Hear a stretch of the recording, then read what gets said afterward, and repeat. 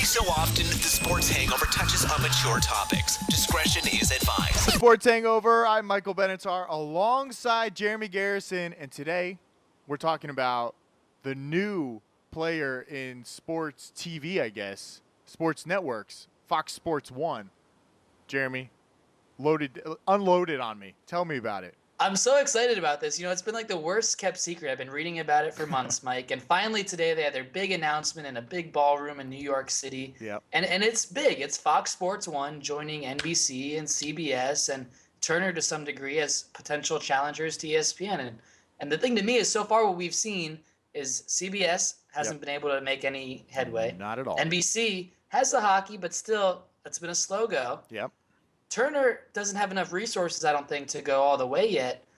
Fox says they can compete with ESPN in 2 to 3 years, and that, to me, belongs in Scandal City because that's a scandalous statement. Jeremy, I, in a way, believe them because I feel like they're already kind of out there. Right now in L.A., they have the rights to the Kings and the Lakers, and they have guys out front of the Staples Center every time there's a home game.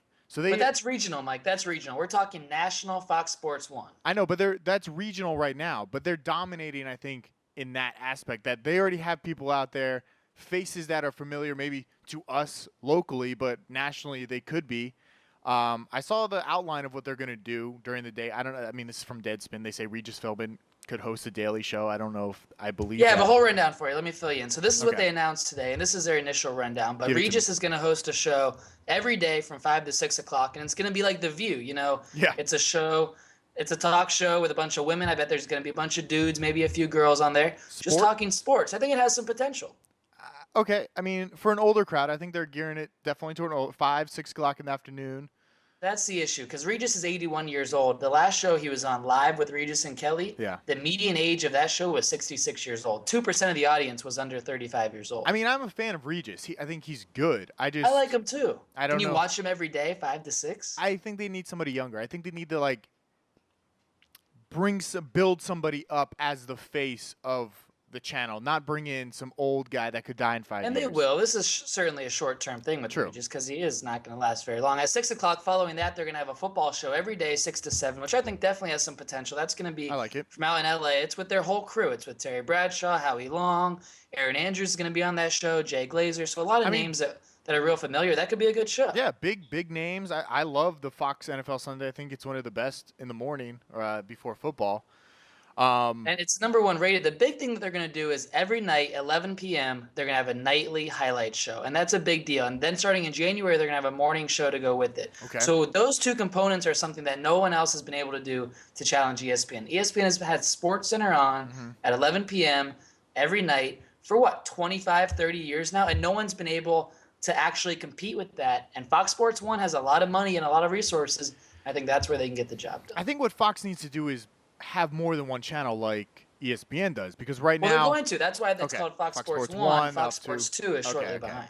And then I also see here in the middle of the week they'll be playing soccer games, college football, basketball, NASCAR, and UFC. So because Fox has the rights to the UFC because they're on Spike and all that other stuff. So I think they're going in a better direction than almost NBC is because they have a lot of rights to things that NBC doesn't have. I can't say that, but I can say that live sports drives the competition for ESPN. You can have fun with your studio shows and Michelle Beadle and everything else, but you're not going to really put a dent in it until you get live sports because that's what people watch and that's what you can't DVR and you sit through the commercials because live sports make all the money. And like you said, they have UFC, they have MLB, they have NASCAR.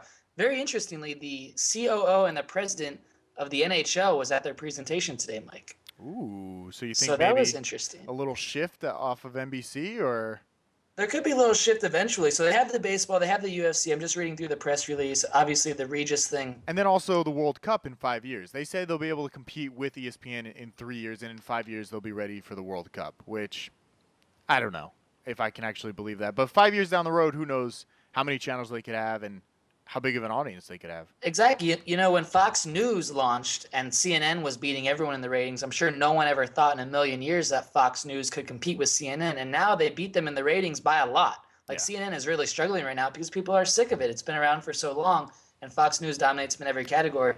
It'd be interesting to see if they can follow in sports. It's going to be tougher. I think this will be good for ESPN because maybe they'll step it up a little. because right now there's no competition. I mean, you can't. It's weak across the board. Like the first take stuff, the viral videos. I don't know if you've seen SportsCenter lately. It's like all about viral videos and the buzzer beater and Lots the of buzzer Harlem beaters. Shake. Every night there's a buzzer beater. After a while, it's not that exciting anymore. Like high school kids throwing balls down the court. It's not so good. One of the shows I'm really interested in that Fox Sports One announced today was this series called Being, where they're going to follow around people in the sports world for a small amount of time and create a few episodes of documentary on them. The first one, Mike, is Mike Tyson.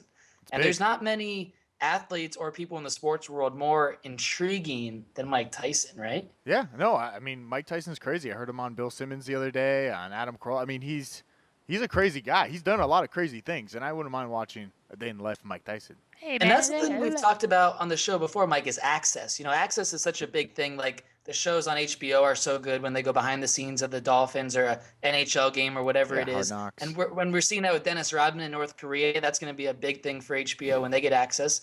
And so the access that you have to Mike Tyson, or maybe you have access to someone else in sports. What if you can follow around Tom Brady, no holds bar for 2 weeks during the season? Like something like that is a really big deal. And I think that's something that programmers should start to go to. I mean, if Fox has the money to do it, they can beat ESPN in a few years. Well, you know they have the money. I know, but do they want to spend the money on it? Is this something that they think's going to be? I don't think they're doing it for fun. I think I think if they're going to say that, they know they're putting expectations on themselves, right? Yeah. I mean, yeah, but you have to think, like NBC went out and now has a 24-hour sports network, but I don't see them advertising. I've never tuned in to be like, oh, let me catch whatever that show is in the afternoon, like similar to SportsCenter. I'm not like interested in going to it. I turn on ESPN because I know I'm going to get live updates, news. And right now, NBC, I watch hockey games occasionally on, like tonight. And that's what I'm saying, the live sports. It's on behind you right now. Yeah, well, this is actually, taped. No, this is on Xbox. Yeah, it's taped. Oh. I just have it going nonstop. That's weird. We can't really tell what's going on. It's just like a big white It's glare. my NHL game center back there. It's playing right now. It's Is it playing itself? No, it's not. No, it's the game center, the real NHL. It's not a video game, Jeremy. You said it's your Xbox. Yeah, it's my Xbox. I watch the game center. I can watch all the live games. I can do picture-in-picture. All right, that's enough. We're behind the times. That's enough. I know. All right. Fox Sports 1, it's launching in August. They're going to be in 90 million homes. You'll probably get it. I think it's worth checking out for sure. If we don't get molested, arrested, or abused, we'll be back next time. See ya.